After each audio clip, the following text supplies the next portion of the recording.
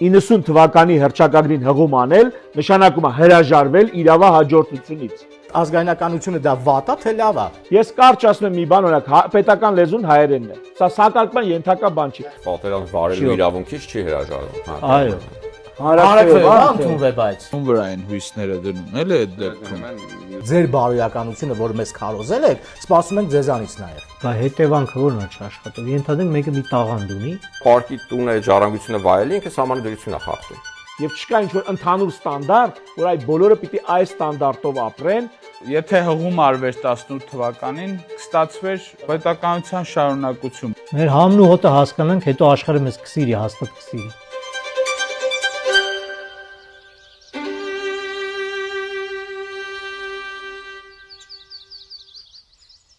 Հիմնադիր զավակներ նախաձեռնության շրջանակներում այսօր կսկսենք քննարկել աշխարհի տարբեր սահմանադրությունների նախաբանները, իսկ ավելի ճիշտ է ասել պրեամբուլաները։ Քննարկմանը կմասնակցեն Հարություն Մանուկյանը, պրոդյուսեր, Վարդան Դաբաղյանը, բժիշկ պաթոլոգ, Խաչիկ Օհանյանը, ինժեներ ծրագրավորող եւ Սարգիս Մովսիսյանը, միջազգային հարաբերությունների մասնագետ։ Այսօր շատ է խոսվում սահմանադրության մասին, սահմանադրությունը փոփոխելու մասին, շատ են խոսում ազգայնականության մասին, շատ են խոսում, որ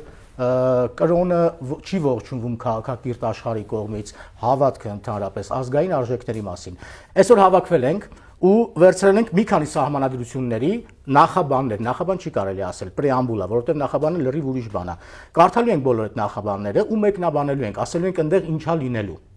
Սկսելու ենք Թուրքիա, Իտալիա, չեմ ուզում թվարկեմ, հիմա խոսքը թվարկենք, հա? Ճապոնիա, Հայաստանի Հանրապետություն, Հունաստան, քննարկել ենք Իտալիա։ Եվ այս սահմանադրություններում կա յուրահատկություն, առանձնահատկություն, որը կարելի է որ մեր ժողովուրդն իմանա։ Այս ինչ մենք խոսում ենք, մեր ուզածը չի։ Մենք ընդհանրապես ներկայացնում ենք, թե աշխարհում ինչ կա, չկա։ Նորից եմ էլի ուզում շեշտեմ, շատ են խոսում, շատ են խոսում, որ զարգացած երկրները, այսինքն Եվրոպան, Ամերիկան, որ կա, որ ազգայնականությունը, նացիոնալիզմը, ռուսերեն ավելի շատ լավ է հնչում, էլի, նացիոնալիզմը դրժում են, չեն ընդունում։ Այն երկիրը, որ նացիոնալիզմն է որդեգրել, չեն ընդունում իրանց բան շարքեր, որ դավանում է կրոնա բանանում, քարոզում, չեն ընդունում դրան։ Այ հիմա սրա շուրջ ուզում եմ, որ նաև խոսանք, էլի, սկսում ենք Ումից ենք սկսում։ Թուրքիան, հա։ Թուրքիա։ Իրան սկսենք, Ռուսիաց թեման։ Ժամանակակից Թուրքիան ձևավորվել է Օսմանյան կայսրության փլուզման արդյունքում, որին նպաստել է 1918 թվականին առաջին համաշխարհային պատերազմում Օսմանյան կայսրության պարտությունը։ Առաջին անգամ որպես հանրապետություն Թուրքիան հռչակվել է 1929 թվականի հոկտեմբերի 29-ին Մուստաֆա Քեմալ Աթաթուրքի գլխավորած հանրապետական ժողովրդական կուսակցության կողմից։ 1949 թվականից հանդիսանում է Եվրոպայի խորհրդի անդամ։ ՆԱՏՕ-ի անդամ է 1952 թվականից։ 1999 թվականից մինչ օրս Եվրամիության անդամակցության պաշտոնական թեկնածու է։ Թուրքիան հանրապետություն է հիմնված եւ հռչակված ազգայնականության եւ թուրք ազգի ինքնիշխանության վրա։ 2017-ին է իմիջիայլոց ընդունվել վերջին սահմանադրությունը։ Օրինակ եմ բերում ու կարդում եմ, որովհետև համ իմ սիրած թեման է այս թեման, համ էլ այստեղ քարոզվում է ազգայնականությունը, հենց սահմանադրության մեջ, սահմանադրության հենց սկզբում, այսինքն թվում է թե հակասող իրար բաներ են, չէ՞, հեսա ասեմ, էլի, հակասող բաներ են, էլի, նացիոնալիզմ, միշտ այդ ուզում եմ ասեմ, որովհետև ռուսերեն ավելի լավ է հնչում, չեմ բանանում, կարդում եմ, հետո գնացինք։ Սկիզբը, ամենասկիզբը։ Համաձայն ազգայնականության հայեցակարգի եւ Թուրքիայի հանրապետության հիմնադիր, անմահ առաջնորդ եւ անգերազանցելի հերոս Աթաթուրքի կողմից հռչակված ձևերի եւ սկզբունքների այս սահմանադրությունը, որը հաստատում է թուրքական ազգի եւ հայրենիքի հավերժական գոյությունը եւ թուրքական պետության անբաժանելի միասնությունը ներառում է։ Այս սկիզբն է, հա։ Մի անգամ իստեղ բան ենք անդրադառնում ենք ազգայնականությանը, հենց երկրորդ բառը համաձայն ազգայնականության, նացիոնալիզմի, ինչի մասին է խոսքը գնում, էլի, այսինքն թուրք ազգի նացիոնալիզմի մասին է խոսքը գնում։ Ինչ արել Աթաթուրքը, ինչի են իրան այդքան տենց հերոսացնում, այդ բաց ենք թողնում, թեպետ շատ հետաքրքիր թեմա է, այսինքն պատմական ակնարկումն այսօրվանը չի։ Գալիս եմ իջնում եմ մի պարբերություն ներքև, կարդամ ու մեկնաբանեմ, էլի։ ազգի կամքի բացարձակ գերակայության եւ այն փաստի ըմբռնման մասին, որ իշխանությունն ամբողջությամբ եւ անվերապահորեն պատկանում է թուրք ազգին, ուշադրություն դարձրեք, էլի, ամբողջությամբ եւ անվերապահորեն պատկանում է թուրք ազգին, Թուրքիայի տարածքում միայն թուրքեր չեն ապրում։ Գիտենք, չէ՞ ովքեր են ապրում, միայն թուրք ազգին, եւ որ ազգի անունից այս ինքնիշխանությունն իրականացնելու լիազորված ոչ մի անձ կամ մարմին չպետք է դուրս գա լիբերալ ժողովրդավարության եւ դրա պահանջների համապատասխան հաստատված իրավական կարգի շրջանակներից։ Այսինքն հենց երկրորդ բարբերության մեջ ասում է, որ պետությունն է Թուրքիան, եւ թուրք ազգն է։ Այսինքն մի բան Անպայման։ տեսեք մենք նոր մեր հիմիկվա սահմանադրության պրեամբուլային ինչ է ասում հայ ժողովուրդը Ահա, ինչ է ասում Թուրքիայի սահմանադրությունը Թուրք ազգը։ Թուրք ազգը մենք ասում ենք հայ ժողովուրդը Իրանք նա ասում ասում է թուրք թուրք ազգը եւ մեզանում էլ քննարկում կա չէ թե ազգ ժողովուրդ եւ այլն համենայն դեպս իբանանք ինչ է գրած մարդկանց սահմանադրությունում ուրեմն տեսեք այդ ինչի պիտի ճանաչենք որովհետեւ ես հիմա 90 եթե չեմ սխալվում 97 թվական Լևոն Տեր-Պետրոսյանի հայտարարությունն է, եթե քիչ ճշգրիտ չի, բայց էս է հայտարարությունը։ Ուշադիր։ Ազգային Լևոն Տեր-Պետրոսյան հիմնադիր նախագահ։ Ազգային գաղափարախոսություն կոչվածը Թուրքիայի մոտ դա պետական գաղափարախոսությունն է, սահմանադրության պրեամբուլայում ամրագրված։ Բայց ինչ է ասում մեր նախագահը հիմնադիր։ Ասում ազգային գաղափարախոսություն կոչվածը բացարձակապես կեղծ կատեգորիա է։ Գաղափարախոսությունը միշտ լինում է կամ լիբերալ, կամ սոցիալիստական, կամ կոմունիստական, կամ ֆաշիստական եւ այլն։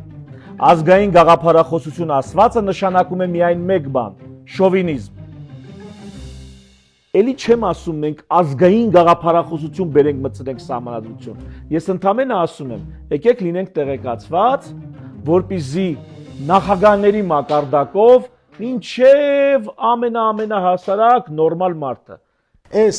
սահմանադրության պրեամբուլան կարդալու կարևորագույն բանն ինչ էր, որ Թուրքիան այսօր հանդիսանում է ՆԱՏՕ-ի անդամ, չէ՞։ Թուրքիան այսօր թե առևտրային, թե գործընկերային հարաբերություններն ու Եվրոպայի հետ, ամբողջ աշխարհի հետ։ Ու այս սահմանադրությունը, որը ամենասկզբից ասում է, որ մենք մնում ենք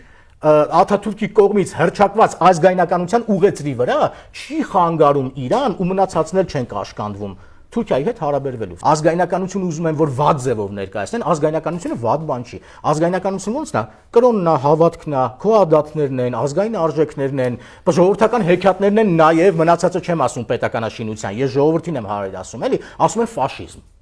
Պատկերացեցիք, ես հիմա ֆաշիզմը չեմ արդարացնում ու բերում մտցնում դրա տակ, է։ Ֆաշիզմը առաջացել է դրանից, եկել է նույն Մուսոլինի, նույն Հիտլերը, Վերսալյան պայմանագրի շատ եմ հիմա մի քիչ առաջ գնում ու շատ եմ պատմական բաների մեջ բերում, չարդարացնելով իրանց։ Թուրքիայի պրեամբուլան, մի խոսքով, չեմ շարունակում, ստեղ կրոնի մասին էլ կա, բայց կրոնի մասին չեմ խոսա այսօր, էլ այսօր Հայկը կրոնի մասին կխոսա։ Թուրքիայից էլի քանի առիթ ա եկել մի բան էլ ասեմ, ուրեմն Թուրքիայի սահմանադրությունը Օսմանյան կայսրության ժամանակ առաջի սահմանադրությունը գրվել, այն ժամանակ Թուրքիա չի կորչվել, բոլորին ոնց որ հիմա ասում են թուրք ազգ, այսինքն դա Թուրքիայի ժողովուրդն է, այն ժամանակ էլ օսմանցի ազգ, հա, այն ժամանակ էլ տենց եղավ։ Մի խոսքով, հետո 24 թվականին կարծեմ, հետո 62 թվականին, մի խոսքով, հետո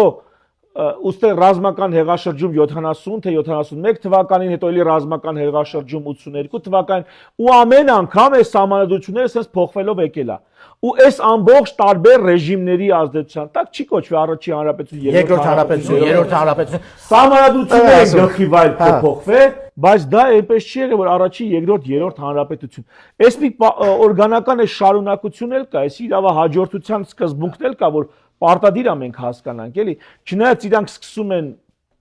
Աթաթուրքից որպես անկախության պատերազմ։ Այդ ուրիշ պատմությունն է, դրա մեջ չեն բանալու։ Դա արդեն ուրիշ պատմություն։ Համենայնպես եկեք էս էլ հասկանանք, որ ժողովուրդը շարունակականությունը այլոց մոտ, չգիտես ինչի ավանդույթ է, նրանք sense շատ պինդ էտի պահում են, որովհետև դրանից իրենց ինստիտուցիոնալիզմն է բխում պետական եւ ազգային, քաղաքական ազգային։ Մեր պարագայում ասենք միշտ սկսում ենք զրոյական կետից։ Ով է հաջորդը։ Okay, ես Ճապոնիան ներկայացնեմ։ Պետական կառուցվածքի ձևաչափով Ճապոնիան ապակենտրոնացված ունիտար պետություն է, քաղաքական առումով ժողովրդավարական։ Լինելով մեծ տնտեսական տերություն, 2023 թվականի դրությամբ Ճապոնիան զբաղեցնում է 4-րդ տեղն աշխարհում, ՀՆԱ-ի ցուցանիշով։ Ճապոնիան մեծ յոթնյակի եւ Ասիա խաղաղօվկիանոսյան տնտեսական համագործակցություն անդամ երկրների շարքում է։ Նաեւ բարբերաբար ընտրվում է ՄԱԿ-ի անվտանգության խորհրդի ոչ մշտական անդամ։ Մեր քաղաքական խոսույթում շատ է շրջանառվում խաղաղության մասին փաստաթուղթ ընդունելը։ Հիմա ձեզ ներկայացնեմ Ճապոնիայի սահմանադրությունը, որը թերևս անգերազանցելի է որպես խաղաղության մասին փաստաթուղթ։ Հրապարակվել է 1946 թվականի նոյեմբերի 3-ին, ուժի մեջ է մտել 1947 թվականի մայիսի 3-ին։ Մենք ճապոնացի ժողովուրդը գործելով մեր օրինական ընտրված ներկայացուցիչների միջոցով ազգային դիետում վճռել ենք մեզ եւ մեր սերունդների համար ապահովել խաղաղ համագործակցության պտուղներ բոլոր ժողովուրդների հետ, ինչպես նաեւ ազատության բարիքներ ամբողջ մեր երկրում։ Մենք վճռական ենք, որ այլևս երբեք մեր կառավարությունը մեզ չի տանի պատերազմի սարսափներին։ Այդ նպատակով մենք հռչակում ենք, որ գերագույն իշխանությունը պատկանում է ժողովրդին եւ հաստատում ենք սույն սահմանադրությունը։ Մի երկու հատված է կարդամ պրեամբուլայից, ամբողջը երկար է, էլի։ Մենք ճապոնացի ժողովուրդս մշտական խաղաղություն ենք ցանկանում եւ խորապես գիտակցում ենք մարդկային հարաբերությունները կարգավորող բարձրագույն իդեալները։ Մենք վճռել ենք պահպանել մեր անվտանգությունն ու գոյությունը վստահելով աշխարհի խաղաղասեր ժողովուրդների արդարությանն ու ազնվությանը։ Մեր ցանկությունն է պատվավոր տեղ զբաղեցնել միջազգային հանրության շրջանում, որը ձգտում է խաղաղության պահպանմանը, աշխարհից բռնակալության ու ստրկության, ճնշման ու անհանդուրժողականության հավիտյան արմատախիլ անելու։ Եկե վերջի հատվածը կարդամ։ Մենք ճապոնացի ժողովուրդս մեր ազգային պատվի երաշխիքով հանձն ենք առնում իրագործել այս բարձր իդեալներն ու նպատակները, գործադրելով մեր բոլոր միջոցները։ Ազգային պատվի երաշխիքով։ Սա ճիշտ ասած թարգմանելուց մի քիչ խաղացել եմ, որովհետև բառացի ուրիշ ձև էր, ոնց որ բառացի ստացվում էր մեր ազգային պատիվը գրավ ենք դնում այս գործը գլուխ վերելու համար, էլի։ Սամուրայական բան։ Հայերենով չէր հնչում։ որպես երաշխիք։ Դրա համար ես այսպես եմ թարգմանել։ Բայց անցյալը կարևոր կետին էլի, ամենակարևորին անց։ Հիմա անցնենք 9-րդ հոդվածին, որտեվ դա առանցքային է, հետո բացենք, խոսենք, քննարկենք։ Հոդված 9։ Ճապոնացի ժողովուրդը ազնվորեն ձգտելով արդարության եւ կարգոկանոնի վրա հիմնված միջազգային խաղաղության, հավիտյան հրաժարվում է պատերազմից, որպես ազգի ինքնիշխան իրավունք, ինչպես նաեւ ուժի սպառնալիքից կամ ուժի կիրառումից որպես միջազգային վեճերի կարգավորման միջոց։ Վերոհիշյալ նպատակի իրագործման համար երբեք չեն ստեղծվի կամ պահպանվի ցամաքային, ծովային եւ օդային ռազմական ուժեր կամ որևէ այլ ռազմական ներուժ։ Պետությունը չի ճանաչում պատերազմ վարելու իրավունքը։ Եկանք։ Ես առաջարկում եմ երկու տեսանկյունից էլի նայենք, մի հատ հերմենևտիկայի տեսանկյունից նայենք, ինչ տեքստ են հռչակել։ Հետո անցնենք ռեալ պոլիտիկից, տեսնենք ինչ կա հողի Թե մի վրա, անգամ էլի։ ռեալ պոլիտիկից խոսանք, էլի։ Ինչ կլինի։ Այ հերմենևտիկայից ասա, էլի։ Լավ։ Հերմենևտիկայից մի փոքր ասեմ։ Այս նախաբան 9-րդ հոդվածը առհասարակ սահմանադրական իրավունքի տեսանկյունից նա բացառիկ է աշխարհի սահմանադրական իրավունքի տեսանկյունից, ինչ է ստացվում։ Ճապոնիան միակ երկիրն է, որի սահմանադրության մեջ հավիտյան հրաժարվում է պատերազմից, որպես ինքնիշխանության իրացման միջոց։ Այսինքն կամովին սահմանափակում է սեփական սուվերենության ռազմական բաղադրիչ է։ Այսպիսի բան չկա, նույնիսկ Գերմանիան կապիտուլյացիայից հետո նա նշում է, որ սահմանադրության մեջ կետով ամրագրում է, որ երբեք հարձակման համար բանակ չի օգտագործի, բայց չի հրաժարվում նույնիսկ ինքնապաշտպանության համար։ Պատերազմ վարելու իրավունքից չի հրաժարվում, հա։ Այո։ Հարձակման համար էլի չի օգտագործվի։ Հենց այդ առումով եմ ասում, սա բացառիկ։ Այսինքն այստեղ նույնիսկ նշում է, որ բանակ չի ունենալու։ Այո։ Հիմա դրան Եվ էլ նշում է, որ միջազգային հարաբերություններում, այո, այսինքն եթե միջազգային հարաբերությունը հասել է նրան, որ հարցը պիտի լուծվի պատերազմով, օրինակ ագրեսիա կա իր վրա։ Ինքը նույնիսկ դրանից է հրաժարվում։ Այդ դեպքում Այո։ ինքնապաշտպանության իրավունքից հրաժարվում է։ ասեմ ավելին, այդ կետը, որ ասում է ինչպես նաև ուժի սպառնալիքից կամ ուժի կիրառումից որպես միջազգային վեճերի կարգավորման միջոց, այստեղ արդեն ուժի կիրառման սպառնալիքն է նույնիսկ մերժում, սա չափազանցած չենք լինի, որ ասենք նույնիսկ ՄԱԿ-ի կանոնադրությունից է անցնում, որտեղ նա առհասարակ որևէ ագրեսիվ գործողություն բացառում է, ռազմական ու ագրեսիվ գործողություն։ Նամակետ, բայց Իտալիայի սահմանադրությունն էլ ունի, որ ասում է մենք հրաժարվում ենք միջազգային վեճերը լուծելու համար պատերազմի իրավունք։ Պատերազմը ուրիշ է, ինք պաշտպանվելը լրիվ ուրիշ է, Դու այսինքն միջազգային ագրեսիայից հրաժարվում է, բայց որ գանքով վրա կա Իտալիայի մոդել, կա այդ տեսակ, բայց չի հասնում այն գերադրական աստիճանին, որը Ճապոնիան է սահմանում։ ասում եմ որևիցե դեպքում ու այստեղ քանի որ հերմենևտիկայի տեսանկյունից ենք նայում, մի փոքր գեղարվեստական ֆոն տանք, այստեղ արդեն նրանք պատերազմը դիտարկում են ոչ թե ինքնապաշտպանության միջոց կամ սուվերենության ապահովման պարտավորություն, այլ գայթակղություն, էլի, որպես բարոյական չհասկացա, այ մի հատ բան է։ Այսինքն պատերազմը համարում են գայթակղություն։ Այսինքն մեղք էլի, չի կարելի։ Հիմա շարունակեմ հեսա ասել, ինչի եմ այդպես կարծում։ Ու այստեղ ինչ է ստացվում, որ հատկապես այդ միջազգային վեճերի կարգավորման դեպքում, որ նա շղթում է առհասարակ, որ դա արդեն իրավունքի լեզուն ստեղ դադարում է, սկսվում է ոնց որ փիլիսոփայական դեկլարացիա, էլի պետությունը հայտարարում է, որ նա այլևս չի մտածում, որ առհասարակ բախումը լուծում է որևէ պարագայում։ Դա հավատամք է, էլի որպես ներկայացնում։ Ու իհարկե ինչպես նշեցիք, որ ասма չենք ունենա ցամաքային ծովային եւ ռազմաօդային ուժեր եւ որևէ այլ ռազմական ներուժ չենք պահպանի, սա արդեն բացառում է, որ նա կարող է ունենալ ճանաչված ռազմական բանակ։ Եվ ամենահետաքրքիր տողը պետությունը չի ճանաչում պատերազմ վարելու իրավունքը։ Այս տողում արդեն խաղաղության սկզբունքի մի յուրահատուկ ամրագրում ենք տեսնում միջազգային իրավունքում, թերևս չափազանցություն չի, որ ասենք այս դրույթը դարձնում է Ճապոնիայի սահմանադրությունը խաղաղության հարցում աշխարհի ամենահզոր իրավական փաստաթղթերից մեկը։ Հանրապետություն ընդունվում է, բայց Չէ,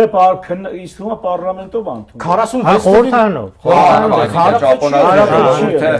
Հարասուվեց թվին պարտված երկիր Ամերիկան եկել պարտադրել է, ինչ հարակվեի մասին է խոսքը գնում։ բայց դրան հեսա կգանք։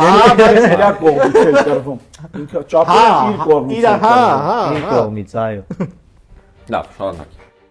Ու այստեղ ինչ ենք տեսնում, որ Ճապոնիան աշխարհի ներկայանում է ոչ թե ուժով, այլ բարոյականությամբ, ժողովրդավարությամբ ու խաղաղասիրությամբ։ Այնտեղ տենց տեղ կա, չէ՞, որտեղ ասում է հավատում ենք միջազգային բարոյականությանը, միջազգային իրավունքի բարոյականությանը։ Այ դա է ուզում հարցնել, թե ում վրա են հույսները դնում, էլի այդ Դնում են մյուսների բարոյականության վերաբերյալ։ հույսեր չեն, մեկ կոչ են անում այս դեպքում։ Այսինքն բանի են, պատվի են հրավիրում, էլի, ասում են դուք մեզ ստիպեցիք, մենք պատերազմող երկիր ենք, եկաք հաղթեցիք, ստիպեցիք, ասիկ պատերազմով ոչ մի բան չի լինում, մենք համաձայն ենք, հիմա ձեր բարոյականությունը, որ մեզ քարոզել եք, սպասում ենք ձեզանից նաև։ Հասկանում ես, այս է ասում, էլի։ Չի լինում, էլի։ Չէ, չի լինում տենց։ Իհարկե, դա փիլիսոփայություն է։ Այստեղ էս բարոյական ու արժեբանական կողմով իհարկե սա չմնաց թղթի վրա, սահմանադրությունը Ճապոնիայի հետ պատերազմյան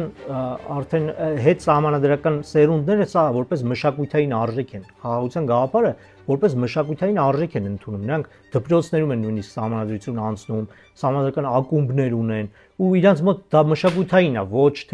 ոչ միայն քաղաքական դիրքորոշում, էլի, իսկ նրանք այդպես ապրում են, նրանք հպարտ են, որ իրանք խաղաղության առաջամարտիկներ են, այսպիսի արժեքային բան կա, էլի, որը նույնիսկ եթե մի քիչ ավելի գեղարվեստական նայելուց լինենք, հեսա գեղարվեստական հատվածը ավարտվում է Հարութ քոչ սիրած հատվածը։ Ես ինքս լինելով ռեժիսոր, պրոդյուսեր չեմ սիրում սա։ Այստեղ ասես գեղարվեստական հատված կատարում է քաղաքական խաղաղություն, ես այս դիտանկյունից էլ եմ նայել, բուդդայական մշակույթում ցիկլից դուրս գալը կենտրոնական նշանակություն ունի, ու այստեղ Ճապոնիան պետական մակարդակով կարծես դուրս է գալիս իր քարմայի ցիկլից։ Այդ կայսերական փառասիրությունն ու ռազմական ագրեսիան կուտակված կարման էր, ու այդ ցիկլից դուրս է գալի։ Եվ իհարկե այս ամենը շատ բարի է, գեղեցիկ ու բարոյական։ Չէ, բայց մի հատ էլ հանգամանքները, ինչ հանգամանքներում է էսի գրվե։ Դե գալիս է դրան գալիս է։ Այ անցի Հիմա տեսեք ինչ կա հողի վրա, եւ ճշմարտությունն այն է, որ այս սահմանադրությունը գրվել է այդ թվում 9-րդ հոդվածը, ոչ թե ճապոնացիների կողմից, այլ Ամերիկայի կողմից։ Հիմնականում ԱՄՆ գեներալ Դուգլաս Մաքարթուրի գլխավորությամբ նրա ղեկավարությամբ է գրվել։ Հենց իր թելադրությամբ։ Ինքը ոնց որ տողերը տվել է մի քանի առանցքային հրահանգները ու իրանց իրավաբանական բլոկը գրել է։ Իմջալոս մի շաբաթում 9 օրում գրել է։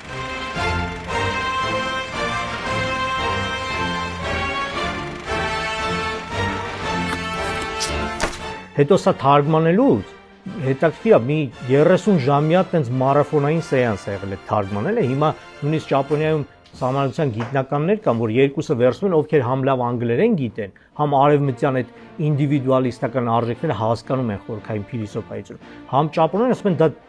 երկու տարբեր նախաձեռնություն առհասարակ։ Ճապոներեն թարգմանությունը լրիվ ուրիշ կերպ է հնչում։ Ինքը դեկլարատիվ բնույթ ունի։ Ու իրանք պնդում են, որ այդ ժամանակվա ճապոներեն ու անգլերեն իմացողները չեն հասկացել անհատի իրավունքը ինչ է, որ ԱՄՆ-ն բերում է։ Նրանք չեն հասկացել այդ ինչ։ Իրանց մոտ առհասարակ կոլեկտիվիզմն է, չէ՞, շատ զարգացած, ու գուցե դա ես չգիտեմ արմատները ինչից է գալիս, գուցե բրինձի մշակման բանից, որ այնտեղ մենակով բրինձ չես մշակի, էլի, կոլեկտիվ ինքը բանա սիրում այդ բրինձի մշակումը։ Ու ինչ է ստացվում, դե դրանից առաջ գիտենք, Ճապոնիան մի քանի տարի առաջ դաժան ռազմական արշավներ էր արել ամբողջ Ասիայում, Չինաստանում, Կորեայում, Ֆիլիպիններում։ Ցեղասպանություն, ռազմական հանցագործություններ եւ այլ եւ այլ։ Ոստեղ միգուցե իրանք չդատվելու, ոնց որ գերմանացիները դատվեցին, չդատվելու դիմաց պատրաստ են եղել ստորագրել ցանկացած հրամանի տակ կամ առաջարկի տակ։ Չդատվելն էլ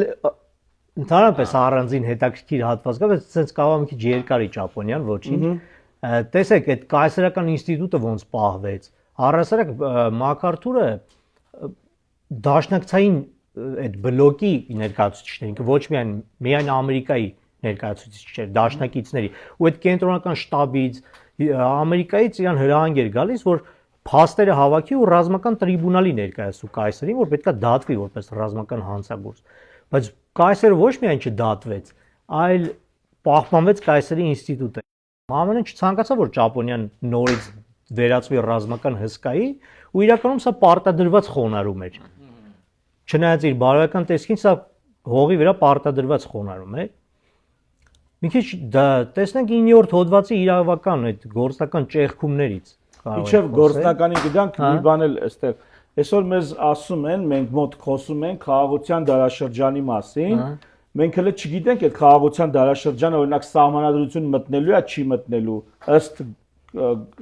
գործող իշխանության, հա, ըստ իրենց սահմանադրագիրների։ Մենք էլի չգիտենք, բայց լավ կլինի, որ առհասարակ իմանանք աշխարհում էլի ինչ կա, չկա, ու մասնավորապես Ճապոնիայի օրինակով, եթե սա տեղյակ եք սրանից, կրթված ենք այս առումով, վաղը երբ որ մեզ բերեն ինչ որ նախադասություններ, որոնք այսպես պոետիկ կհնչեն, մենք գոնե հասկանանք սա, հա, վերամբարձ պոետիկ առաջին հայացքից այդպես վեհ, մենք հասկանանք սա ըստ էության ինչա նշանակում։ Ճապոնիայի օրինակը մեզ համար պետքա լինի շատ բան դաս զգոն լինելու առաջիկայում մեզ հրամցվող այդ խաղաղության կոնցեպտին եւ դրա արտացոլումը հնարավոր արտացոլումը սահմանադրության մեջ մի խոսքով զգոն ձևով եւ քննադատական ձևով եւ իրականում հիմնավորելու համար։ Սա այդպես հեշտ չի ընդունվել, այդ բան ճապոնական կողմը, այդ կոմիտեն, որ համագործակցում էր ամերիկյան բլոկի հետ համալրության հետ կապված, բավականին երկար բանավեճեր են եղել, նրանք չէին ընդունում այս կետերը։ Նրանք նույնիսկ հղում էին անում այդ Պոտսդամյան դեկլարացիային, որ այնտեղ գրված է, որ այնտեղ նշված չէր էլի, որ այդ պետքա փլուզվի այդ կայսերի ինստիտուտը եւ այլ եւ այլ։ Չնայած այնտեղ դրված էր, որ կապիտուլյացիան շարունակվում է այնքան ժամանակ, մինչեւ Ճապոնիայի ապառազմականացումը եւ դեմոկրատացումը, էլի։ Շարունակ էլի արի այդ բլոկին, որովհետեւ էլ եմ ասում, դա ինչ ունենք։ Այսինքն այսօր ինչ ունենք։ Այսօր ունենք ինչ ունենք այսօր, որ ունենք այն, որ փաստացի շրջանցել է Ճապոնիան սահմանադրությունը, ստեղծելով այն, ինչ կոչվում է Japan Self-Defense Forces, Ճապոնիայի ինքնապաշտպանական ուժեր։ Տեխնիկապես ինքը իհարկե հռչակված բանակ չէ, բայց ունի ցամաքային, օդային, ռազմածովային ուժեր, սպառազինված ժամանակակից տեխնիկայով, ունի շուրջ 250,000 զինծառայող, լավ ոչ զինծառայող այս դեպքում, ու պահեստայիններ։ Ճապոնիայի ռազմական բյուջեն այսօր աշխարհում 10-րդն է, 55.3 միլիարդ ծավալով, ՀՆԱ-ի 1.4%-ն է 2024 թվականի տվյալներով, 2027-ին նախատեսվում է դարձնել 2%-ը ՀՆԱ-ի, այդ դեպքում նա կլինի երրորդը ռազմական բյուջեով ԱՄՆ-ից ու Չինաստանից։ Աշխարհի բանակներից, այո, կոպիտ ասած, բանակներից Ճապոնիայի ինքնապաշտպանական ուժերը նավատորմով, ավիացիայով, ցամաքային ուժերով այսօրվա դրությամբ, նույնիսկ այսօրվա չէ, մի քանի տարի առաջվա տվյալներով 10-րդն է, իսկ առաջիկայում պատրաստվում է դառնալ աշխարհում 3-րդը։ Այո, արդեն հրճակված է, որ 27-ին հնայի 2%-ն է ներդնելու, նա կործանիչներից բռնած մինչև տանկեր ամեն ինչի մեջ արտադրության մեջ։ Ավիակիրներ եւ այլն։ Բայց կարանք ենթադրենք, որ քանի որ все-таки սահմանադրությունը պարտադրել է ԱՄՆ-ն, հիմա Իրան նաև այս ռազմական ներուժի զարգացնելը էլի կատարում է ԱՄՆ-ի լուր համաձայնությամբ։ Իհարկե, չեն կարող այդպես չի ենթադրել։ Հոգուտ ԱՄՆ-ը։ Քանի որ արդեն դաշնակից։ Որտեղ ԱՄՆ-ը։ Բայց մի բան էլ կա, էլի, այստեղ կարևոր է ուզում ասել։ Հիմա տպավորություն կստեղծվի մարդկանց մոտ, ովքեր որ մեզ նայում են, որ կարաս ամեն ինչ գրես, բայց շրջանցես։ Բանի դեպքում Ճապոնիայի օրինակով։ Չէ, կարող, բայց ինչի, այդ սրա մասին էլ էլի խոսանք, որովհետև այս դեպքում, հա, երբ որ Ամերիկայի հետ դաշնակից լինենք, Ամերիկա,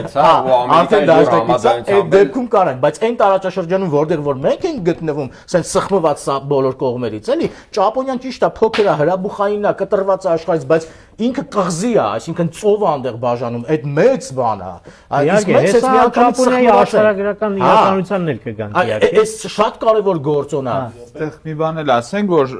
ոնց հասկանում ենք, բերել են ժողովրդի համար գրել են մի սահմանադրություն, որտեղ ներառել են հասկացողություններ, որը չկա այդ ժողովրդի լեզվամտածողության մեջ նույնիսկ, այսինքն հասկացություններ են մտցրել այդ ժամանակ, պարտադրել են ու դրա համար է հնարավոր, որ իրենք էլ շրջանցել են, այսինքն ամեն դեպքում եթե ժողովրդինը չի դա, այսինքն եթե իրանք այդ հասկացողությունը չունեն իրենց մտածողության մեջ, իրենց ազգային արժեքների մեջ, իրենք մեկը շրջանցել են։ Ժողովրդին թողնենք մի կողմ, պետական ուղեցրի մասին է խոսքը գնում։ Եք պետական քաղաքական ուղեցրի մասին է խոսքը գնում ստեղ։ Ժողովուրդը կարա չուզենա, ժողովուրդը կարա ամբոստանա, դեմ լինի, դուրս գա փողոց եւ այլն, բայց սա պարտադրված բան է։ Տեսեք, ժողովրդին օրինակ ու արվել է, բայց կաներես, բայց հիմա դուրս է գալիս, որ այդ ամեն ինչը կեղծ է, այտենց բան լինել չի կարող պարզապես, այսինքն չի կարող որևէ պետություն լինի պետություն, չէ, որևէ սուբյեկտ չի կարող ինքնապաշտպանությունից հրաժարվել, եթե ինքը սուբյեկտ է, չկա այտենց բան, գոյություն չունի։ Չի աշխատում, չի աշխատում։ Գնա։ Բայց ժողովուրդը արդարության համար ասենք, որ հավանեց հետագա մեծ սահմանադրությունը, հատկապես որ կանանց ընտրելու իրավունք տվեցին, ժողովուրդը դեմոկրատիան չգիտեր ինչ բան է։ Իրանց սկսեց դուր գալ, որովհետև հետագայում իշխանական ուժերի մտքին կար փոխել սահմանադրությունը, բայց արդեն հասկացան, որ ժողովուրդը չի ուզի փոխեն սահմանադրությունը։ Դե որ մի ժողովուրդը խաղաղություն չի ուզում այս դեպքում։ Սեղել ուրիշ բան է գալիս է միապետությունից անցել են դեմոկրատիայի։ Այսինքն այս շատ կարևոր բան է։ Մի բան էլ ասեմ, ստեղ միանգամից նաև հաճախ ենք լսում մամուլում դեմիլիտարիզացիա ըստ էության Ադրբեջանը մեզնից է պահանջում դեմիլիտարիզացիա, Ռուսաստանը Ուկրաինայից է պահանջում դեմիլիտարիզացիա, դենացիֆիկացիա։ Ահա թե ինչա դեմիլիտարիզացիան իր, այսպես ասած, կատարելության մեջ։ Սա դեմիլիտարիզացիայի բարձրագույն գերադրական աստիճանն է։ Այո, որ ասում էի սկզբում իսկապես ամենահզոր փաստաթուղթն է անգերազանցելի խաղաղության մասին, ճակերտներով չի ասում, էլի։ Այո, դժվար է գերազանցել։ Հա, այնպես որ դեմիլիտարիզացիա ասելուց, տեսեք աշխարհում ինչ փորձ ունեն տերությունները, պետությունները պատմության մեջ, քաղաքագիտության մեջ ինչ փորձ ունեն եւ ինչ փորձի վրա են հիմնվում, երբ որ գալի ասում են դու պիտի զինաթափ լինես, չի լինում այդպես։ Ու ինչա ստացվում արդյունքում, էլի։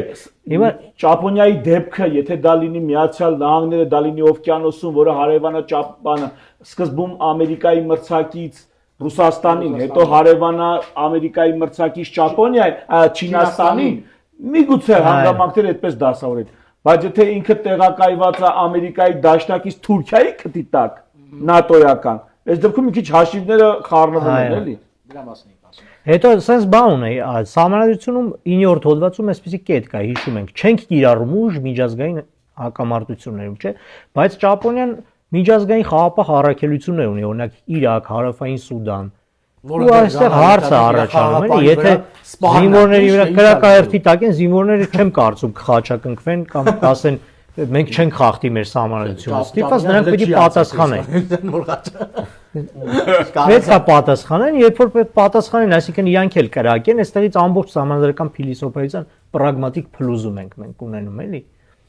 Այսինքն օրենքը խոսում է մաքուր խաղաղության մասին, բայց աշխարհը խաղում է ըստ ուժի կանոնների։ դա փաստ է։ Ես Մի եզրահանգում քիչ էլ երկու բառով էլ Ճապոնիայի աշխարհագրական իրականությունը Ճապոնիայի շուրջ նայենք, ինչ հարևաններ ունի ու ինչ վիճակում է էլի գտնվում։ Չինաստանի հետ ունի տարածքային վեճ Սենկակու կղզիների շուրջ, Ռուսաստանի հետ Կուրիլյան կղզիները, Ռուսաստանի հետ Կուրիլյան կղզիների շուրջ ու ուկրաինական պատերազմից հետո կտրուկ վատացած հարաբերություններ Ռուսաստանի հետ, Հյուսիսային Կորեան պարբերաբար հրթիռներ է արձակում դեպի Ճապոնիայի մերձակայք ու սպառնալիք է իր միջուկային ռիսկով։ Այսինքն Ճապոնիան ապրում է աշխարհագրական մի թաղամասում, որտեղ խաղաղությունը այնքան էլ իրավաբանական ցանկություն չի, էլի։ Գուցե գոյատևման մարտավարություն, գուցե այլ մի բան, բայց ոչ իրավաբանական ցանկություն։ ու եզրահանգումը։ Ուրեմն եզրահանգումը հետևելն է, որ սահմանադրության տեսանկյունից, քանի որ այսօր սահմանադրություններից ենք խոսում, ուշ-թե-շուտ Ճապոնիան կանգնելու է ընտրության առաջ։ Շարունակել խաղաղության, այսպես ասած, մանտրան ու հուսալ լավագույնն է, վերանայել սահմանադրությունը, հստակ ընդունել իր պաշտպանական համակարգը որպես բանակ, կամ ինչպես հիմա ապահովել երկակի լեզու։ Մենք խաղաղ ենք, բայց հզոր եւ պետք լինի։ Հետևությունը հետևելն է, նա չի հրաժարվում, ճիշտ է, իր խաղաղ դիրքորոշումից, բայց այս սահմանադրությունը ավելի սահմանադրական մաքրությունը ավելի շատ սիմվոլիկ արժեք ունի, էլի, քան գործնական։ Ճապոնիան ճիշտ է, ինչպես շեշտեցինք, չի հրաժարվում խաղաղ դիրքորոշումից, բայց վերազինումները անշեղ է, լուր եւ տեխնոլոգիապես զարգացած ու բարձրակարգ։ Ուրեմն ես ներկայացնեմ Իտալիայի սահմանադրությունը,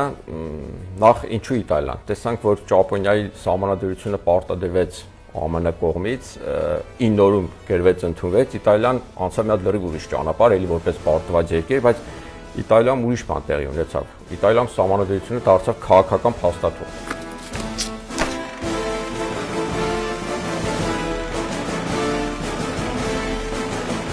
Առաջին համաշխարհային պատերազմից հետո 1922 թվականին քաղաքացիական պատերազմի արդյունքում Բենիտո Մուսոլինիի գլխավորությամբ Իտալիայում իշխանության են գալիս ծայրահեղ ազգայնականները։ 1936 թվականին Մուսոլինին ուզուրպացնում է իշխանությունը հռչակելով իրեն նորին գերազանցություն Բենիտո Մուսոլինի, կառավարության ղեկավար, ֆաշիզմի դուչե եւ կայսրության հիմնադիր։ Der ganzen Welt Sieg ist von Platz.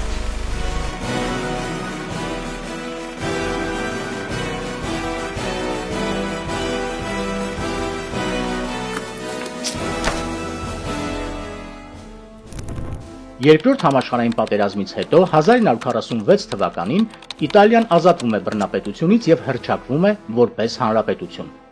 1949 թվականից Իտալիան ՆԱՏՕ-ի անդամ է։ 1870 թվականին Իտալիան սահմանադրական միապետություն դարձավ, մինչև այդ ինքը քաղաքապետություններ էր, Նապոլեոնի կողմից գրավեց Ավստրիայի դիրապետության տակ էր գտնվում, հետո առանձին Միլանի թագավորություն, Ռոմի թագավորություն, բայց 1870 թվականին ոնց որ միավորվեց մի պետության մեջ, դարձավ միապետություն սահմանադրական։ Ինչ է այդ սահմանադրական միապետությունը, որ թագավոր ունի այդ պետությունը, բայց սահմանադրությունը իր լիազորությունները կարգավորում է։ Ու 46 թվականին Իտալիայի ժողովուրդը ուզում է հասկանալ ինքը ուր է գնում, որոշում են միապետություն թե հանրապետություն։ Եվ ի տարբերություն են մնացած իմացած դեպքերի, որ այդ կայսրական կամ թագավորական ընտանիքներին ոտից գլուխ մերում անում գնդակարում են, այստեղ ասում են մենք գրում ենք դեմոկրատական ճանապարհով։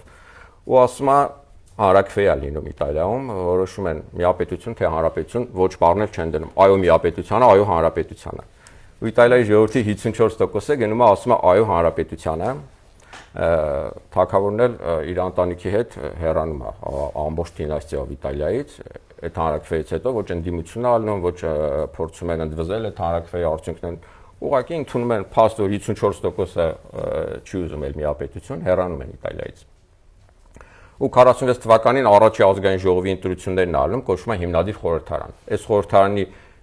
հիմնական լիազորությունը ելմա սահմանադրություն գրել։ Ու ի տարբերություն Ճապոնիայի տարի ու կես գրում են այդ սահմանադրությունը, պրեամբուլա չունի այդ սահմանադրությունը։ Իսկ ավելի ճիշտ պրեամբուլայի փոխարեն հոդվածներ է։ Այո, պրեամբուլայի փոխարեն նախաբան է, արդեն իրական նախաբան, ու այդ նախաբանը 12 հոդվածներից է։ Այսինքն պրեամբուլա չկա։ Ինքը հիմնական գաղափարը, քանի որ այսպես ասած տեսեք բաժանում են մասերի, թե ով պետքա ինչ գրի։ Դեմոկրատներին ասում են դու գերի քաղաքացիների իրավունքը, սոցիալիստները գրում են տնտեսական սոցիալական բլոկը, կոմունիստները գրում են պետության կառուցվածքը, լիբերալները գրում են մարդու իրավունքների մասը ու հենց ասում են որ պրեամբուլայի փոխարեն ելնում է 12 հոդված, որը որ հիմնական գաղափարախոսություններ է իր մեջ ներառում, բայց ոչ ու այդ միջև հիմա պահպանված է այդ սահմանադրությամբ, հա։ Հա, միջև հիմա է սահմանադրությունն է։ Նո առաջի հոդվածը ասում է որ Իտալիան աշխատանքի վրա հիմնված ժողովրդավարական հանրապետություն է, որտեղ իշխանությունը պատկանում է ժողովրդին։ Բայց ունիկալը որ Աշխատանքի վրա հիմնված։ Այս իմաստը կոմունիստները իրանց ոնց որ կամ սոցիալիստները իրանց դերը խաղացել են այս հոդվածի մեջ, որ հենց աշխատանքի վրա հիմնված։ Կենտրոնում աշխատանք։ Չէ, այստեղ ես չեմ ուզում վերագրեմ որևիցե կուսակցության, որովհետև ասենք օրինակ բողոքական եկեղեցին էլ, որ Միացյալ Նահանգներ ոչ թե եկեղեցին, այլ եկեղեցու ոգով դաստիարակվածները, որ Միացյալ Նահանգներ էին հիմնում, էլի աշխատանքի վրա հիմնված են, հա։ Հիմքում դնելով, այստեղ ես կրոնական կողմն եմ ասում, հիմքում դնելով, եթե մեկը ուրեմն այսինքն ամեն մեկը իր խելքից Աստծուց իր բաժինն է ստացել։ Ամեն մեկը իր արարքների, իր վաստակի, իր չարչարանքի դիմաց Աստծուց իր բաժինն է ստացել։ Եվ եթե մեկը հարուստ է, ուրեմն ինքը շատ է աշխատել, եւ եթե մեկը այդքան հարուստ չի, ուրեմն այդքան էլ չի աշխատել։ Այստեղ իհարկե կրոնական չի պատկերացումը, բայց ուզում եմ ասեմ պարտադիր չի որ դա լինի սոցիալիստական կամ չգիտեմ կոմունիստական ինչ որ բան արտահայտություն, բայց այն որ իրանք աշխատանքը էլի հոդվածներում աշխատանքի մասին կա, հենց հաջորդ հոդվածը բայց որ թվիների գրվել, մի հատ կասես 46 թվից սկսել են գրել, 47-ին ընդունել։ Բայց հիշեք էլի միշտ էլի այս տարբերակը, որ խուսափել են, այսինքն ինձ հիմնավորեն 46 թիվ Մուսոլինի 43 թվին բանալնում, այսինքն հասկանում եք, չէ՞, այսինքն այդ աշխատանքի մեջ իրանք սենց որ ասում են թաքցրել են գլխավոր իմաստը, էլի ամեն իմաստը։ Ուրեմն Իտալիայի սահմանադրությունում մարդու իրավունքների մասին շատ է խոսում, բայց երկու հոդվածով խոսում է պարտականությունների մասին, ու ուզում եմ այդ երկու հոդված հենց ներկայացնեմ, իմ համար ոնց որ յուրահատուկ հոդվածներ են։ Հոդված 4-ն է, հենց այս նախաբանի մեջ։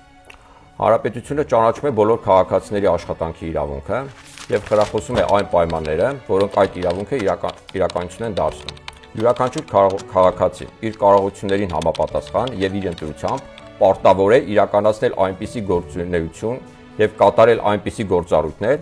որոնք նպաստում են հասարակության նյութական կամ հոգեվոր զարգացմանը։ Ուզում եմ մի հատ վերլուծենք այս հոդվածը, ես ցենց իմ մտածելով պարտավոր աշխատանք ցանկացած քաղաքացի պարտավոր է սահմանադրությամբ կատարի ինչ որ մի բան, որ հասարակությանը զարգացնի նյութական կամ հոգեվոր կամ չգիտեմ ֆինանսական։ Այսինքն ինքը հետևանքը ո՞րն է աշխատում։ Ենթադրենք մեկը մի տաղանդ ունի,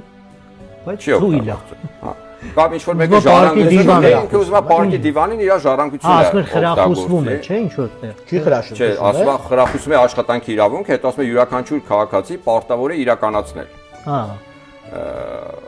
Հետաքրքիր է։ Այսինքն այն մարդը, ով որ ժառանգություն է ստացել, ուզում է պարկի տունը այդ ժառանգությունը վայելի, ինքը սահմանադրություն է խախտում։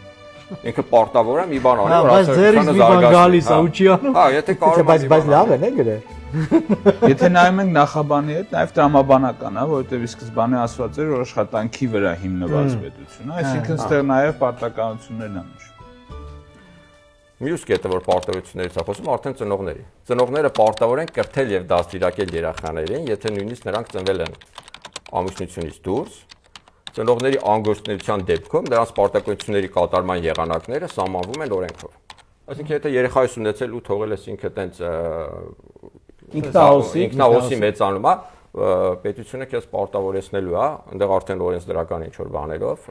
որ այդ երեխուն տար կրթի եւ դաստիարակի, սարքի հասարակությանը պիտանի մարդ, որ հետո պարտավոր լինի աշխատել։ Այո։ Ես լրիվ համաձայն եմ։ Ստեղ նաև ամրագրվում է իրավունքը, կրթության իրավունքն է ամրագրվում երեխաների, այսինքն պարտականությունները։ Հա, այդ առանձին հոդվածներով այդ մասը։ Չէ, երբ որ ծնողին պարտադրում է երեխու հետ աշխատել, դրանով ինքը սպասարկում է երեխայի կրթվելու իրավունքը։ Բա, դրա համար տենց ֆիլմեր են նկարել, դրա համար տենց մեքենաներ են արտադրել։ Ամենաշատ ՅՈՒՆԵՍԿՕ-ում գրանցված արժեքներ ունի։ Դե Իտալիաներ չունեն, հա, վերածնունդ է ունեցել է, բայց գնացին կրոնին, էլի։ Հոդված 7։ Հա, Ես ասեմ, հոդված 7 էլի կրոնի մասին է։ Պետությունը եւ կաթոլիկ եկեղեցին անկախ եւ ինքնիշխան են իրանց համապատասխան ոլորտներում։ Նրանց հարաբերությունները կարգավորվում են Լաթերանի պայմանագրով։ Ինչ է Լաթերանի պայմանագիրը 1929 թվականին է կնքվել, ելի Մուսոլինի ժամանակում ինքնակնքել Վատիկանի հետ ու այդ պայմանագրով կաթոլիկությունը հռչակվել է Իտալիայում որպես միակ պետական կրոն։ Այսինքն անուղղակիորեն ամեն դեպքում Իտալիայի սահմանադրությամբ անուղղակիորեն, բայց կաթոլիկությունը պետական կրոն է։ Թեև սահմանության մեջ նշված չի, բայց հղում անում Լաթերանի պայմանագրին, իսկ Լաթերանի պայմանագրով ասում է, որ Իտալիայում կաթոլիկությունը միակ պետական կրոնն է։ Այս էլ այն ձևերից մեկը ոնց կարելի է եկեղեցին եւ կրոնը վերել սահմանադրության մեջ եւ բարձր մակարդակի վրա դնել։ Այս են պատասխանն է, էլի, որ բայց արդյոք չկա կրոնի ազատության այլ հաջորդ հոդվածը կարդամ, ասում է բոլոր կրոնական դավանանքները օրենքի առջև հավասարապես ազատ են։ Ստել հավասարակշռում։ Բայց պետականը բայց ինքը կաթոլիկե եկեղեցին հղումով, հղումով կապ չունի։ Եվ երկու էլի հետաքրքիր հոդվածներ կարդամ, որը արտացոլում է, որ երկրորդ համաշխարհային պատերազմը պարտվող կողմը Իտալիան։ Իտալիան մերժում է պատերազմը որպես այլ ժողովուրդների ազատության նկատմամբ ոտնձգություն եւ որպես միջազգային վեճերի լուծման միջոց։ մոտա ճապը։ Մոտա, ճիշտ է, այդքան շատ նվաստացուցիչ հոդված չի, բայց ամեն դեպքում մոտա Ճապոնիայի սահմանադրության ու միջազգային վեճերի լուծման միջոց չի կարող։ Սա ընդհանրապես միջազգային հարաբերություններում ստանդարտ է, այսինքն վեճերը միջազգային ընդունված չի լուծել պատերազմի միջոցով, այսինքն այդ դրույթը սահմանված է բոլորի Պատերազմը կարող է հանցագործ է։ Այո, ագրեսորը համարվում պատերազմ։ Դե բայց հաշվի առնելով Իտալիայի անցյալը ոչ վաղ անցյալ է, էլի, դե ինքը այդ գրելը արտացոլել է, որ ասի ես այլևս այդ քայլին չեմ դիմելու։ Կներեք չի կրկնվի։ Չի կրկնվելու։ Եվ երկրորդը, որ նորից վերաբերում է ֆաշիստական Իտալիային, լուծարված ֆաշիստական կուսակցության վերականգնումը որևէ ձևով արգելվում է։ Այսինքն երբևիցե այդ երկրում ֆաշիստական կուսակցություն լինել չի կարող, եւ ամենավերջի հոդվածը ասում է, որ արգելվում է սահմանադրական փոփոխություններով հանրապետությունը որպես կառավարման ձև փոխելը։ Ինքը սահմանադրական փոփոխություններ կարելի է անել, բայց էլ երբեք չի կարելի այս փոփոխություն անել, որ վերադառնալ միապետության։ Հանրապետությունը ոնց որ սմա վերջնական Իտալիայի կառավարման եղանակ։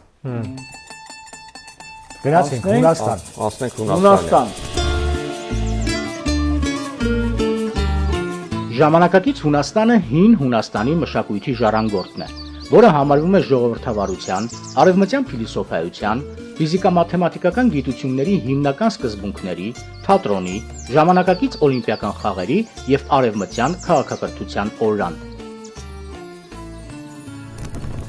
Որպես հանրապետություն առաջին անգամ հռչակվել է 1821 թվականի մարտի 25-ին Օսմանյան կայսրության դեմ Հունաստանի անկախության համար պատերազմի ժամանակ։ Հունաստանի սահմանադրությունը ընդունվել է 1975 թվականին, լրացումները 1986-ին եւ 2001-ին։ Ըստ էության 1975-ի սահմանադրությունը 52-ի սահմանադրության 1952-ի սահմանադրության որոշակի հիմքեր պարունակում է այնուամենայնիվ, իդեպ Հունաստանն էլ եղել է միապետություն, հետո հանրաքվեով դառել է հանրապետություն եւ Պրեամբուլան ընդամենը մեկ նախադասություն է, հանուն սուրբ, միասնական եւ անբաժանելի երրորդության։ Որի տակ ամփոփված է ամեն ինչ։ Հանուն սուրբ, միասնական եւ անբաժանելի երրորդության։ Ես ինչ եմ ուզում ստեղ ասել, ուրեմն այն մեզ դիտողներին, էլի, մենք այստեղ ինչ ներկայացնում ենք, ոչ թե ասում ենք, ահա սա վերցնենք եւ դնենք Հայաստանի Հանրապետության նոր սահմանադրության մեջ։ Մենք ասում ենք, եկեք ճանաչենք աշխարհում ինչպիսի նրբություններ, հետաքրքրություններ, առանձնահատկություններ կան։ Եկեք ճանաչենք, որ երբ մերը կառուցելու լինենք, իմանանք ինչպիսի շինարարական տեխնոլոգիաներ կան, ինչպիսի շինանյութ կա, ինչպիսի լուծումներ կան տարբեր հարցերի։ Եվ էսի միակ հաղորդումը չի իհարկե, որ մենք նախաձեռնել ենք, եւ այսպես հոդված 3 պրեամբուլայի Հունաստանի։ Հունաստանում գերիշխող կրոնը Քրիստոսի արևելյան ուղղափառ եկեղեցու կրոնն է։ Հունաստանի ուղղափառ եկեղեցին, որը ճանաչում է մեր Տեր Հիսուս Քրիստոսին որպես իր գլուխ, իր դոգմաներում անբաժանելիորեն կապված է Կոստանդնուպոլսի մեծ եկեղեցու հետ եւ Քրիստոսի ցանկացած այլ դավանակից եկեղեցիների հետ եւ ինչպես նրանք հաստատակամորեն պահպանում է սուրբ առաքելական միաբան կանոնները եւ սուրբ ավանդույթները։ Այստեղ շարունակվում է, ես այդ շարունակությունը չեմ նշի։ Հոդված 3-ի 3-րդ կետը։ Սուրբ գրքի տեքստը մնում է անփոփոխ։ Սա սահմանադրության մեջ է գրած։ Սուրբ գրքի տեքստը մնում է անփոփոխ։ Արգելվում է դրա պաշտոնական թարգմանությունը ցանկացած այլ լեզվով առանց Հունաստանի ավտոկեֆալ, այսինքն ինքնագլուխ, առանց Հունաստանի ավտոկեֆալ եկեղեցու եւ Կոստանդնուպոլսի Քրիստոսի մեծ եկեղեցու թույլտվության։ Այստեղ կարևոր է, որ մենք հասկանանք հետեւյալը։ Հունաստանը ունի պետական կրոն։ Մեզ այդ քարոզել են անընդհատ, որ գիտեք ինչ կա, այ եկեղեցին պետությունը դրանք, դա խիստ անհամատեղելի բան է։ Ժողովուրդ, Եվրոպայում կան երկրներ, որոնք ունեն պետական կրոն, օրինակ Հունաստանը, եւ դա ուղղափառ, արևելյան ուղղափառ եկեղեցին է։ Ես մի քանի ուրեմն երկրներ էլ ասեմ, հա, միանգամից։ Դանիայի սահմանադրությամբ 4-րդ հոդվածն ասում է, որ ավետարանական լյութերական եկեղեցին Դանիայի պաշտոնական եկեղեցին է եւ որպես այդպիսին վայելում է պետական աջակցություն։ Մեծ Բրիտանիա թեև սահմանադրություն չունի, բայց պաշտոնապես գրավոր սահմանադրություն չունի, բայց իրավական ակտերի համաձայն պետական կրոն է անգլիական եկեղեցին եւ թագուհին կամ թագավորը նրա գերագույն ղեկավարն է։ Այստեղ ինչն է հետաքրքիր, ինչու թագուհին կամ թագավորը, որպեսզի երկրում երկիշխանության ռիսկերը չզոքացվեն։ Այսինքն չլինի հոգևոր առաջնորդի եւ քաղաքական առաջնորդի միջեւ, պետական առաջնորդի միջեւ որոշակի երկիշխանության, պարակտության, հակասության եւ այսպես թագավորը որոշվել է երկու ինստիտուտների ուրեմն գլուխը։ Սա եւս Եվրոպայում, արևմտյան աշխարհում պետական կրոնի օրինակ։ Նորվեգիա սահմանադրության մեջ նշվում է, որ Նորվեգիայի եկեղեցին ավետարանչական լյութերական եկեղեցին է, թե վերջին տարիներին որոշ տարանջատում է իրականացվել, այսինքն որոշակի տրամադրությունների փոփոխություն կա, համենայն դեպս հոդված 2-ը Նորվեգիայի սահմանադրության պետության բոլոր բնակիչները օգտվում են կրոնական խղճի ազատությունից, ավետարանական լյութերական կրոնը պաշտոնական պետական կրոնն է, ուշադիր։ Դրա դավանողները պարտավոր են իրենց երեխաներին դաստիարակել այդ եկեղեցում։ Սահմանադրության մեջ նշված է, որ լյութերական ավետարանչական եկեղեցու դավանողները պարտավոր են իրենց երեխաներին դաստիարակել այդ եկեղեցում։ Սա էլ ուրեմն Իսլանդիայի օրինակ, սահմանադրության 62-րդ հոդվածը, Իսլանդիա։ Ավետարանական լյութերական եկեղեցին պետական եկեղեցի է եւ որպես այդպիսին վայելում է պետության աջակցությունը եւ հովանավորությունը։ Այս դրույթը կարող է փոխվել օրենքով։ Այսինքն օրենքում կարելի է այս դրույթը փոփոխել։ Բայց ամենայն դեպս սահմանադրության մեջ նշած է։ Լիխտենշտեյն սահմանադրությունը, ուրեմն հոդված 37 Լիխտենշտեյնի սահմանադրության բոլորին երաշխավորված է համոզմունքների եւ խոսքի ազատությունը։ Հռոմի կաթոլիկ եկեղեցին պետական եկեղեցի է եւ այդ կարգավիճակում կօգտվի պետության լիակատար աջակցությունից։ Խնդրեմ, սա էլ էսպես։ Հիմա վերադառնանք էլի Հունաստան։ Հունաստանի միջև անդրադառնալ, եկեք Հայաստանի Հանրապետության սահմանադրության 18-րդ հոդվածը հիշենք։ Ինչ ենք այսքան ծանրանում Հունաստանի սահմանադրության եւ այս երկրների այս օրինակների վրա, որովհետեւ մեզանում այդ խոսույթը կա, որ այս ուրեմն նոր սահմանադրության մեջ հատկապես եկեղեցու նկատմամբ ոչ այնքան հարգալից տրամադրված, երբեմն ոչ առանց հիմքերի, հա, ոչ այնքան հարգալից տրամադրված, հատկապես այդ հանձնաժողովներում գործող անձինք, այդպիսի խոսույթ կա, որ կարող է այս հոդվածը հանեն, 18-րդ հոդվածը, որտեղ Հայաստանյաց առաքելական Սուրբ եկեղեցին, սա մեր սահմանադրությունից է,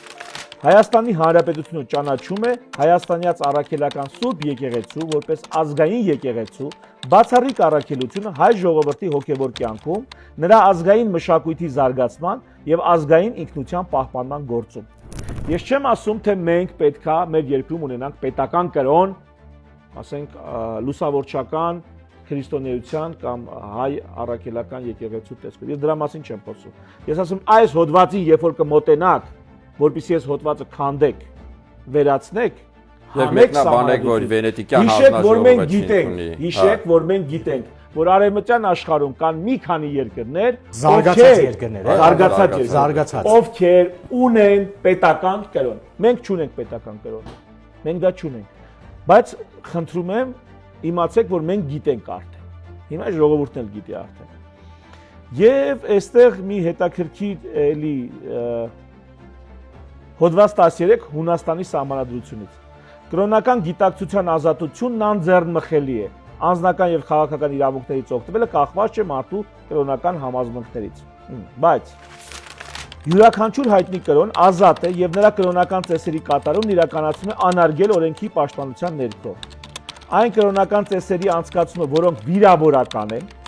խախտում են հասարակական կարգը կամ բարոյական չափանիշները, չեն թույլատրվում։ Ուշադրություն, արգելվում է դավանափոխությունը։ Պրոզելիտիզմ։ Արգելվում է դավանափոխությունը։ Այսինքն, եթե որևիցե մի եկեղեցական կամ մի կրոնի հետևորդ գնա եւ համոզելով փորձի մարդուն դավանափոխ անել, սա սահմանադրությամբ Հունաստանում արգելված է։ Դու ներկայացնում ես քո եկեղեցին օրենքը չխախտելով, եթե մարդիկ քո եկեղեցում հետաքրքրություն են գտնում, կգան քեզ մոտ, կուզեն ընդունվել քո շարքերում, դառնալ քեզ ձեզանից մեկը, ընդունեք, հարց չկա, բայց գնալ եւ մարդուն հոգեվորսություն անել, համոզել, գայթակղել, առանձին օրենքի մեջ կետ կա,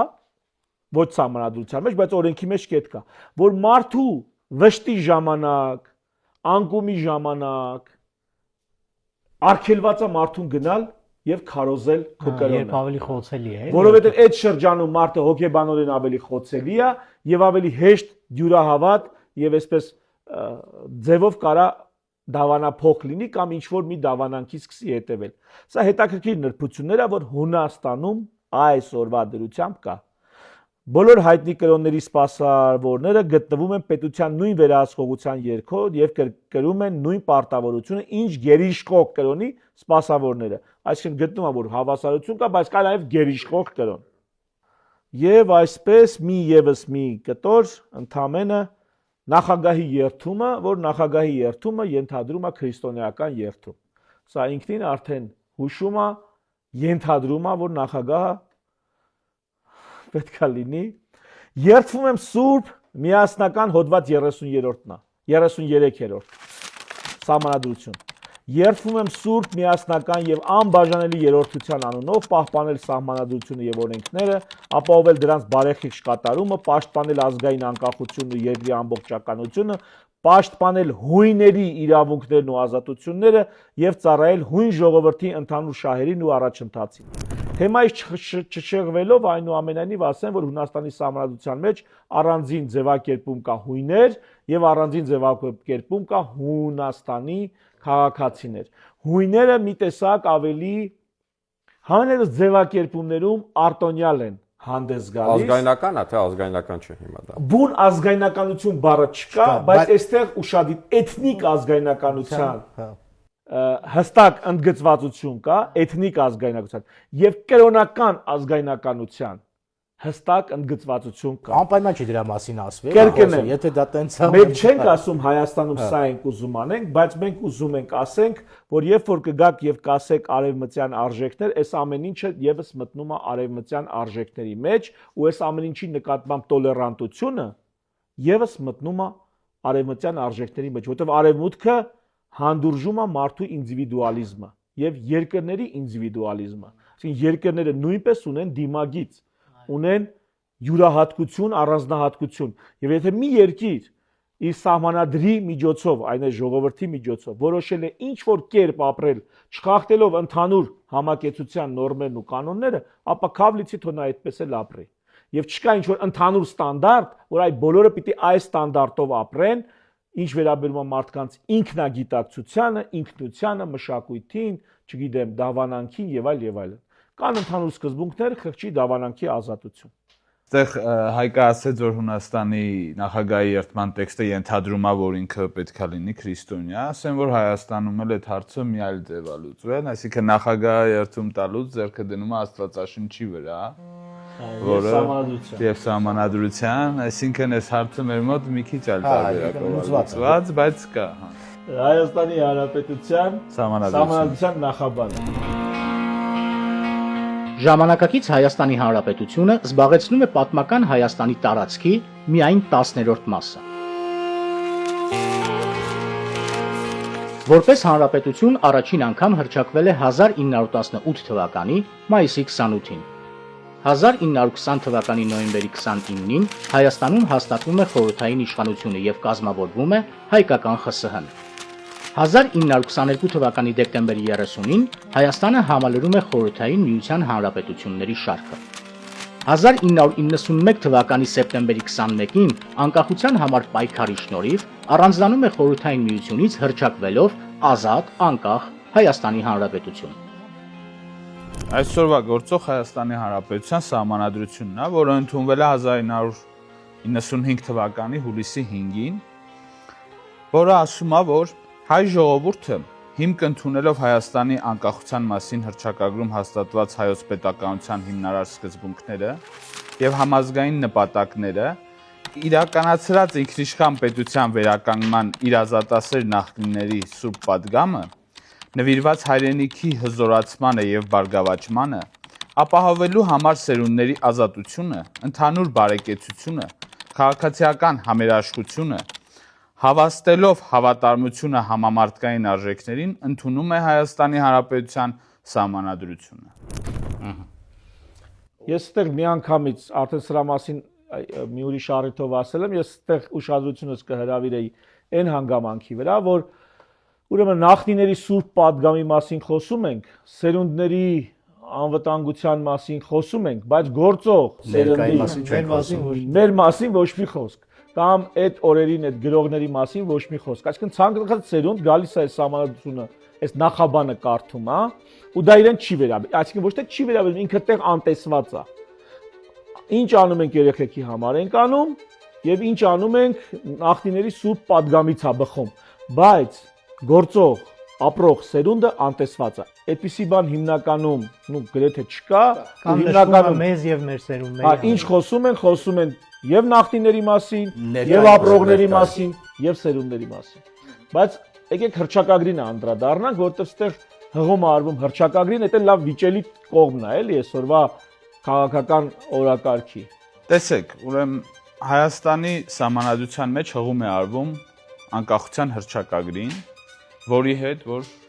հիմա խնդիր ունի մեր հարևանը։ Ասեմ, որ Հայաստանի Հանրապետությունը ունեցել է երկու անկախության հռչակագիր, որոնցից մեկը չի կոչվում անկախության հռչակագիր, կոչվում է հայտարարություն, որը ընդունվել է 1918 թվականին, իսկ երկրորդը ընդունվել է 1990 թվականին, ինչու է հղում արվում երկրորդ անկախության հռչակագրին, որը 90 թվականին է ընդունվել, այլ ոչ հենց առաջինին, որը 18 թվականին է, որովհետև եթե հղում արվեր 18 թվականին, կստացվեր պետականության շարունակություն, բայց հղում է արվում 90 թվականի ընդունված հռչակագրի վրա։ Հա, բայց ինչի՞ց է տենց։ Ինչքանով որ ես գիտեմ, 18 թվականին հռչակված եւ հաստատված հանրապետությունը ենթադրվում է, իբրև թե սա պատճառաբանություն է, որ Ալեքսանդրապոլի պայմանագրով, որը վավերական պայմանագիր չի, ինչի որտեղ նախ Թուրքիան ճանաչված չէր, երկրորդ հայկական պատվիրակությունը, ուրեմն այդ նույն օրը իշխանափոխությունա տեղի ունենում Հայաստանում եւ վավերացում չի անցել ոչ անկախ Հայաստանի, ոչ էլ սովետական Հայաստանի կողմից չի վավերացվել այդ պայմանագիրը։ Մի խոսքով, իբրև թե Ալեքսանդրապոլի պայմանագրից խուսափելու համար, որպես ժառանգություն, այսինքն այդ պայմանագիրը չգա կպնի մեզ։ Այնինչ ըստ էության դրանով դու Սևրից ես հրաժարվում, ես այդպես եմ կարծում, որ ոչ թե Ալեքսանդրապոլից ենք վախենում, այլ ինչ որ ստվերային հետին մտքով Սևրի պայմանագրից, Վիլսոնի իրավարար վճռից, այսպես վազն անցնելու համար, խուսափելու համար, որոշել են, որ այդ առաջին հանրապետությունը, ընդհանրապես հանրապետության սկիզբը թողնենք մի կողմ, նույնիսկ սովետական ժառանգությունը թողնենք մի կողմ, գան կանգնենք, չգիտեմ, 90 թվականից ինչ որ նոր ստեղծվող պետականության վրա։ Համենայնպես էսի քննարկելու բան է, այսինքն սա այնպես չի, որ արձանա դրած միանշանակ պետք է ընդունենք։ Արգիշտին սեպագիրով գրելա ու վերջ։ Չէ, էսի քննարկելու, վերցնել դնելու հարց է։ Ինչ ենք ուզում այսօր ասել։ ինչի ենք այսքան երկար խոսում ու ինչի ենք կարդում տարբեր երկրների սահմանադրությունների սկզբնամասեր, պրեամբուլաներ, հա, ու հոդվածներ։ Առաջ սկզբում ասեցինք, բայց հիմա ավելի հասկանալի կլինի, էլի։ Ես սկսեմ, դուք ավարտեք, էլի, խնդրում եմ։ Ես միշտ ասել եմ, միշտ տենց ա լինում, որ Հայաստանի մասին խոսելիս միշտ Հայաստանը դիտարկում են տարածաշրջանում կամ հարևաններով։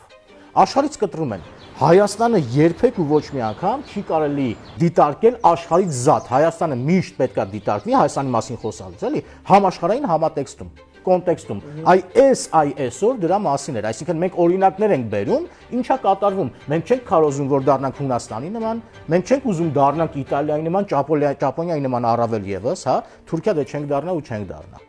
Այսինքն մեր ասածը ընդամենը մեկն էր։ Նու դիտողներն էլ են մեր ոնց դիմում,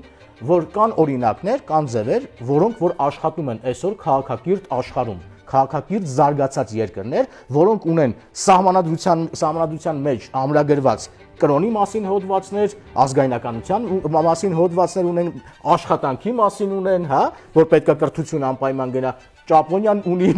պաշտպանվելու, չպաշտպանվելու մասին։ Նրանք իզգոյ երկրներ չեն, ինչ որ իզոլացված։ Այո, այս էր ամբողջ ասածս, այսինքն իմ խոսքը սա էր։